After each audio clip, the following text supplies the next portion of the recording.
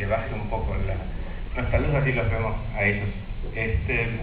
Lo primero que quería preguntarle, doctor, es cómo nace un libro y por qué la necesidad de alguien que tan profundamente, ya hemos leído, abarca un tema que no es para todo el mundo, que tiene que ver con la especialización. De pronto quieren crear un libro donde además participa un dibujante, ¿no? ¿Cuál era la intención? Bueno, la historia es un poco larga. En realidad siempre he caminado entre el derecho penal y la criminología. Cuando se plantea algo sobre la cuestión criminal, la gente mira hacia la Facultad de Derecho y le pregunta a los abogados. Y realmente los abogados, como tales, sabemos poco, o no sabemos nada. Lo que en realidad sabemos sí es derecho penal.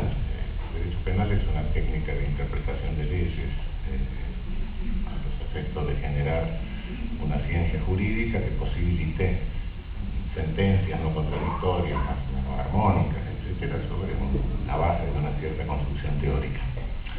Pero de la realidad, de la violencia, de la realidad del control social, eso nos puede decir algo la ciencia de la conducta, no el derecho. Y como uno tiene un currículum largo, lo cual significa que tiene una vida larga, con la cual tiene que cargar, por supuesto, bueno, comencé interesándome por la criminología hace unos cuantos años. Tuve muy buenos profesores. En realidad, quizá el inolvidable maestro de criminología de México, Alfonso Quirós Cuarón, pero me enseñaban aquella criminología teológica, ¿no? Aquella criminología de médicos, que me hacía ruido. Me volví al derecho penal, me volví a la dogmática, a la ciencia jurídica, y después volví a la criminología, y entre otras cosas, bueno, ocupé la cátedra de criminología de la Facultad de Psicología de la Universidad de Buenos Aires hasta la habilitación, hasta llegar a la edad en que nos dijeron hay que irse. Y siempre prometí escribir por lo menos un manual. Y por el año 85, 86, publiqué unos apuntes, que los publiqué en Colombia por insistencia de los colegas colombianos, pero unos apuntes bastante incompletos, pero desde los cuales planteaba una perspectiva latinoamericana de la cuestión, sobre una base realista que vinculase la criminología al poder, ¿no? Y la iba a completar. Pasaron los años, los papeles fueron amarillando y las notas esas también, se fueron juntando notas, artículos, y finalmente un día dije, bueno, voy a escribir un libro que sirva como introducción, pero que al mismo tiempo cualquier persona que no tenga un conocimiento especializado, pero que tenga una formación secundaria, terciaria, lo pueda leer, lo pueda comprender. Y me puse a escribir el libro, y me salió mal, porque cuando terminé el libro me di cuenta que sí, había escrito una introducción, pero no estaba en el lenguaje suficientemente coloquial. Sí, cualquiera lo puede entender, se llama La Palabra de los Muertos, está editado por Ediar, se publicó el año pasado, pero la lectura, si no lo hace alguien que está interesado en introducirse en la materia, se vuelve tediosa. Reconozco que es un poco tediosa.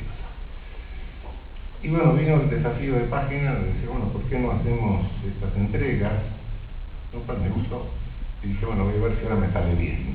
Y bueno, y así se hizo. ¿Y qué aporta un dibujante a lo que usted tiene que decir? Bueno, aporta, le agrega algo que quizá lo que yo tenga que decir se olvide rápidamente, y lo es que después de todo lo que hace un artista es mucho más perenne de lo que podemos decir en el ámbito científico, que es mucho más transitorio. Y ahora el libro no hace mucho, pero ya está en la calle y supongo que habrá tenido algunas devoluciones de los lectores. ¿Qué recibe de ellos? Bueno, me satisface bastante, por un lado, que la gente me diga que se interesa, que lo lee y que lo entiende, lo cual quiere decir que este me salió mejor. Por otra parte, estoy viendo algunos resultados interesantes, incluso en lo mediático. Veo periodistas que usan la terminología técnica de criminología conocía y que evidentemente la sacaron del libro, claro. En el último tiempo estoy viendo que se habla de selectividad, se habla de vulnerabilidad, se habla de poder punitivo, se distingue poder punitivo de hecho penal, etc. Lo cual creo que en definitiva, bueno, lo que estaba buscando de alguna manera se está consiguiendo. Una cosa es que la gente lo entienda y otra cosa es que usted logre penetrar con una nueva mirada lo que por lo general la opinión pública ya construye per se. ¿Eso también usted cree que puede ser una cosa? Yo no creo que la opinión pública construya, creo que es una construcción de realidad a partir de una criminología mediática y, bueno, las personas, nosotros no tenemos contacto directo con la realidad, pero la realidad la vamos construyendo a través de la información. Y la información nos recorta pedazos de realidad, sobre todo la forma que asume la comunicación mediática en nuestros días, que es a través de la televisión, que es a través de la imagen, ¿no? Cuando vemos la imagen, esta es la realidad, estamos viendo la imagen, ¿no? Sí, pero es como que nos cortaran un pedazo de película, era cuando nos daban las colas de las películas, ¿no? No sabemos dónde nos cortan, no contextualizamos, no podemos contextualizar, nos muestran un pedazo de imagen. En cine continuado, no sabemos en qué momento llegamos ni en qué momento salimos. Entonces la realidad se va construyendo de esa manera. Vamos dando por sentada, vamos dando por sabida, vamos dando por obvias determinadas cosas, pero bueno, así construimos nuestra realidad, claro. Si la realidad se construye así, y si los académicos tampoco somos unos iluminados, porque si recorremos la historia que recorre el libro, nos damos cuenta de que el discurso académico se dio unas pérdidas tremendas, a veces detalles, a veces muy graves. Entonces la pregunta es, y de ahí el título del otro libro, la pregunta es, bueno, ¿qué hay en la realidad? ¿Qué nos puede permitir asirnos a algo de la realidad?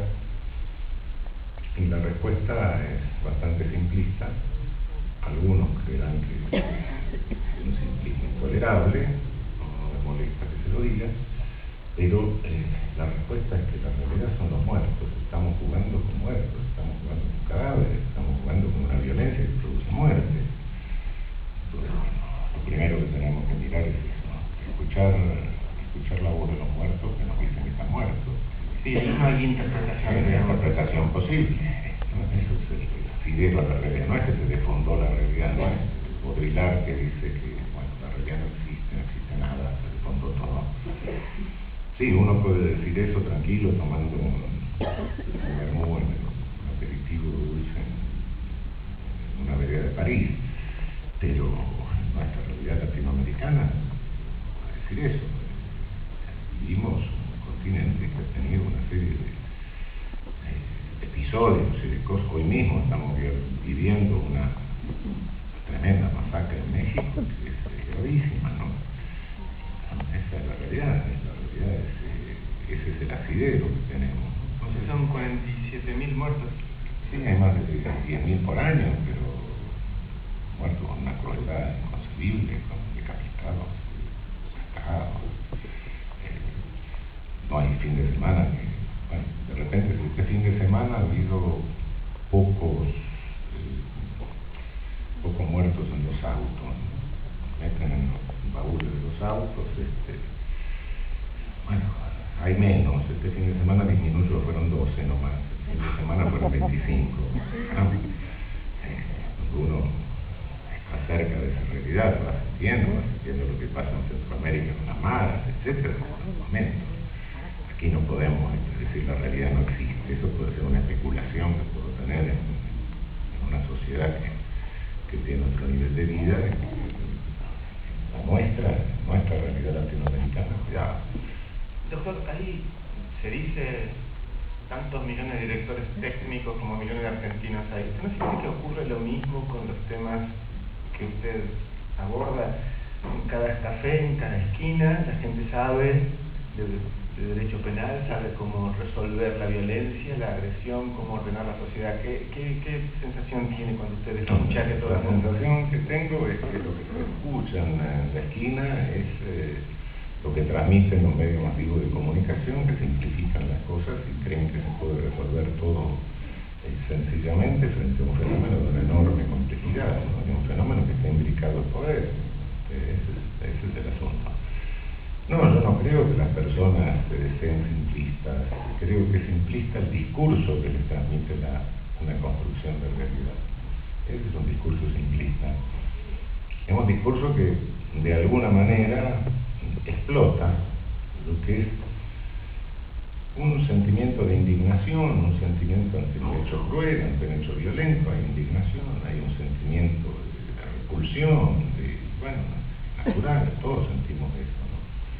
Y si eso se explota tratándolo de encauzarlo en un sentido vindicativo, es decir, se trata de incitar en un sentido vindicativo, y si por otra parte todo eso se quiere atribuir a un determinado grupo humano y es el causante de todos nuestros males, bueno, ese es el camino que termina en masacres, ese es el camino que termina en desastres, ese es el camino que conduce a genocidios, ¿no?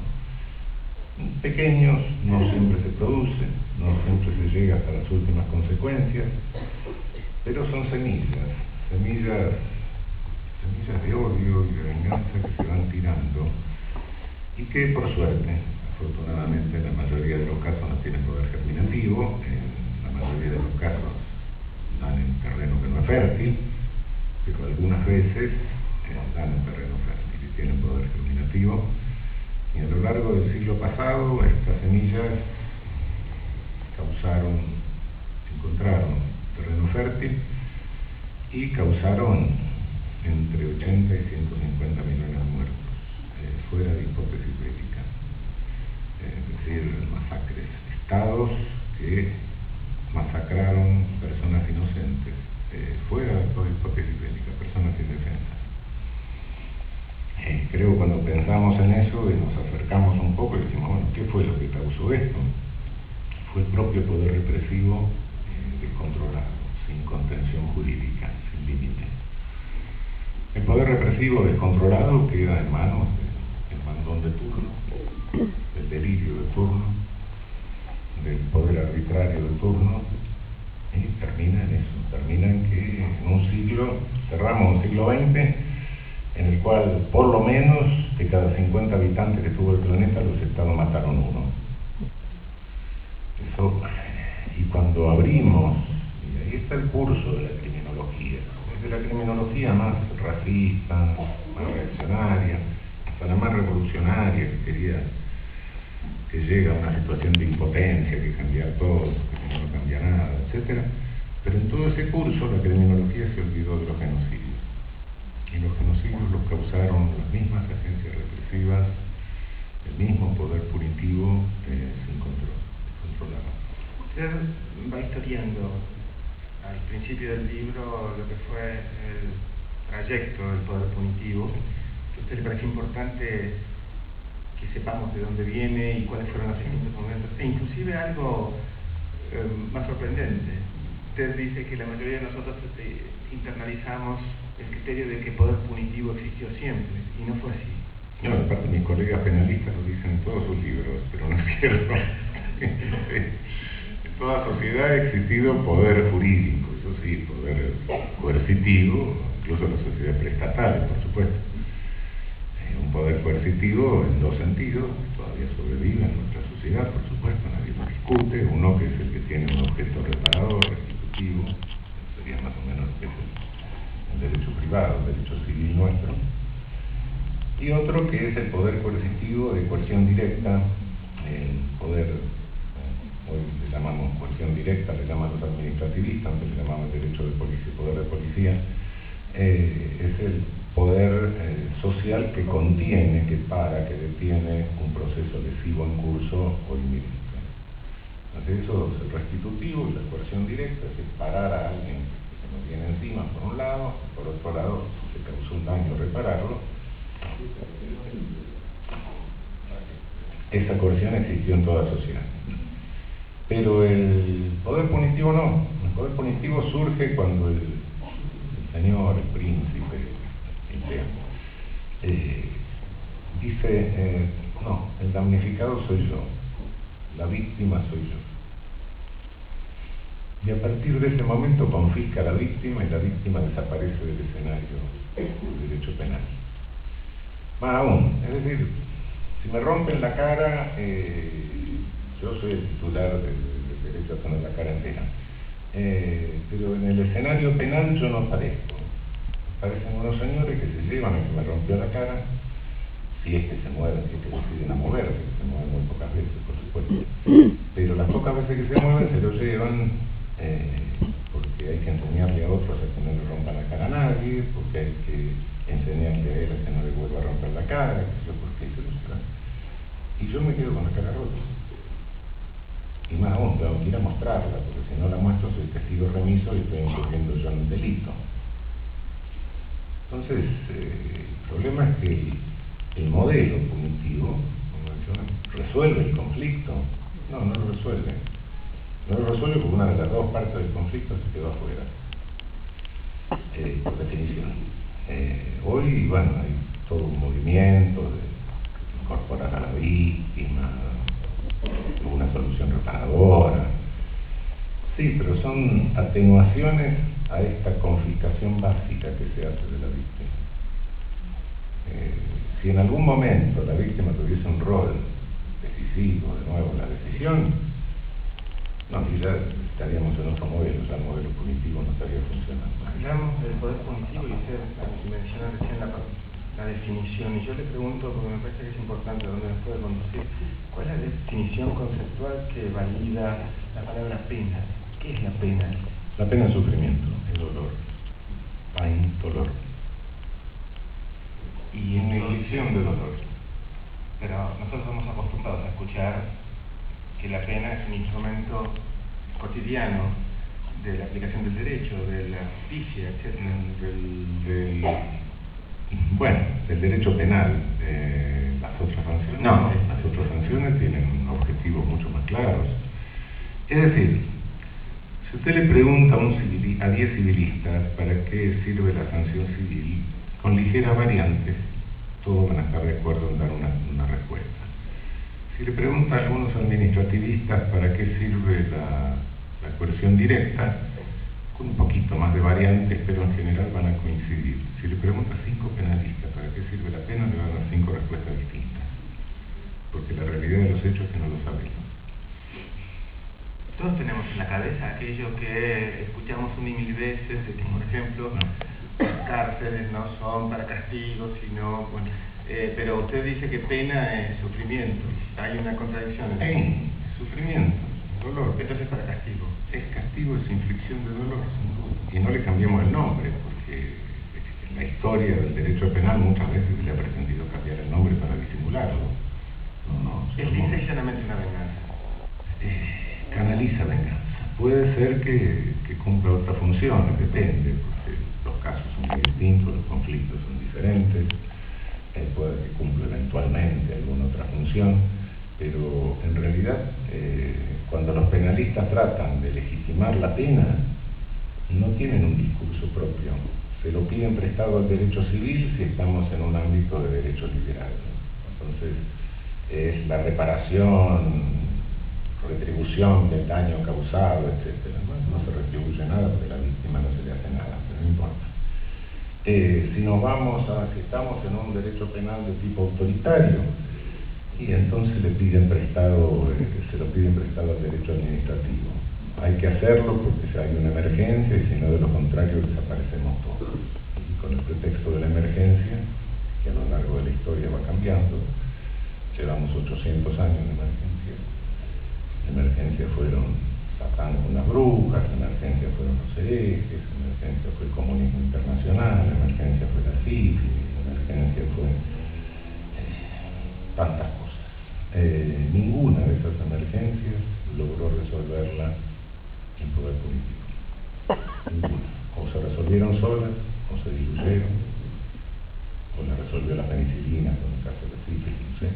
pero el poder punitivo nos prometió protegernos de todo eso y no nos protegió de nada. ¿Qué diferencia fue cobrando la forma de la pena a lo largo del tiempo? ¿Cuándo la privación de la libertad comenzó a reemplazar otras formas?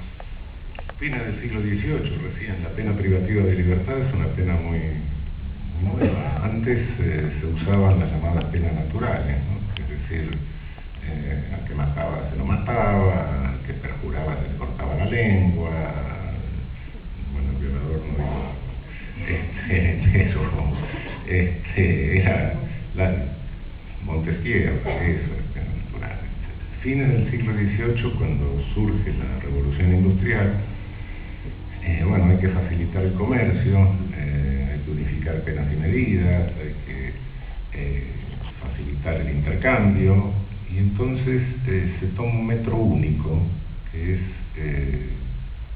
la libertad, el tiempo lineal. Cuando uno viola un contrato, la imagen era la del contrato social, cuando se viola un contrato, bueno, hay que pagar, hay que indemnizar. ¿Con qué se indemniza? Bueno, con dinero, ¿no? Pero el contrato social se viola, entonces ¿con qué se indemniza? Por una cantidad de lo que uno puede ofrecer en el mercado, que es su capacidad laboral. Entonces se le confisca una parte de capacidad laboral. Y de ahí empieza todo a tener una única medida, de ahí que un hurto valga de 1 mes a 3 años, que un homicidio valga de 8 a 25 años. ¿Ayuda a mejorar los índices de desocupación? Bueno, no, esa fue una tesis marxista que no comparto mucho. De cualquier manera, no hay según un trabajo de Ruge Kirchheimer de los años 30 que vinculaba al mercado laboral la pena. Decía que bueno, se suprimía, había mucha más pena de muerte, pena eliminatoria cuando sobraba mano de obra, cuando había más demanda de mano de obra, había menos pena eliminatoria. Es una explicación demasiado mecanicista. Luego, hacia los años 70, hay un interesante trabajo de la Escuela de Bolonia que se llama Cárcere Fábrica, donde se dice, no, en los comienzos de la revolución industrial, la pena privativa de libertad, conforme al panóptico de Bentham, todo eso cumplió una función de entrenamiento para la producción. Se agolpaba a la gente que venía desplazada del campo a la ciudad, en la concentración urbana, se agolpaba en la ciudad, no tenía un entrenamiento para el trabajo fabril, y entonces había una analogía en el entrenamiento carcelario, prepararlo para el trabajo fabril, ¿no? Quien estaba preparado para un trabajo con horarios como marcaba el sol, ¿no? Pero hoy día, bueno, diría que el despropósito del crecimiento inusitado que tiene el aparato penal en los Estados Unidos, esos 2,5 millones de presos, con otros 3 millones de personas controladas por el sistema penal. Perdón, donde no han reemplazado del todo la pena por la privación ilegítima, porque todavía sobrevive la pena de muerte, ¿no? Sobrevive la pena de muerte, claro que no aplicada con la generosidad del siglo XVI, pues no. Pero sí, tienen que ser cosas primitivas. Pero perdóneme, algunos políticos hoy en Estados Unidos hacen campaña diciendo que no conmutarían una pena de muerte. Sí. Y lo hacen porque saben que la trae votos, ¿no? Claro, han asumido directamente el discurso vindicativo, hay toda una campaña contra los jueces son los enemigos, los enemigos de la seguridad, avanzan los fiscales, en los estados, los procuradores generales intentan pegar el salto a la política y hacerse candidatos a gobernadores a través de la incentivación. Cuanto más gente consigue mandar a pena de muerte, entonces más éxito tienen, representan más a las víctimas, se presentan con las víctimas en la televisión, etcétera. Todo eso es una técnica, ¿no? Pero sí que ha infectado directamente la política norteamericana en ese sentido. Y por consecuencia también en el resto de la región. Digamos, ¿qué importancia tiene Estados Unidos como líder? No podemos imitar el sistema penal de Estados Unidos porque ha sido una cosa un crecimiento, ojo, cuidado, estoy aclarando que esto está variable en Estados Unidos se produce a fines de los años 70 recién. Hasta entonces Estados Unidos es un país normal, ¿no?, en cuanto al sistema penal. Un índice de prisionización más o menos parecido a la media mundial, etc., ¿no? A partir de fines de los 70 comienza